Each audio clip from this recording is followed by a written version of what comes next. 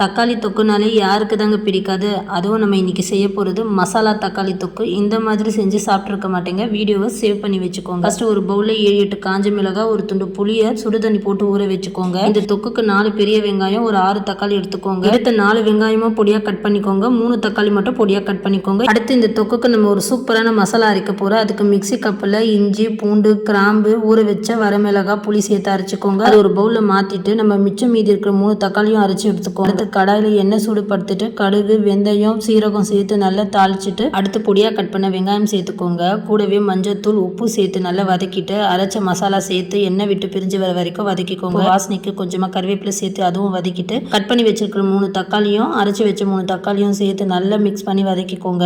உப்பு காரம் கம்மியாக இருந்தால் கொஞ்சமாக சேர்த்துக்கோங்க. இப்போ இதை நல்லா கலந்ததும் மூடி வச்சு சிம்ல எண்ணெய் விட்டு பிரிஞ்சு வர வரைக்கும் வேக வச்சு எடுத்தால் சூப்பராக காரசாரமான மசாலா தக்காளி தொக்கு ரெடி.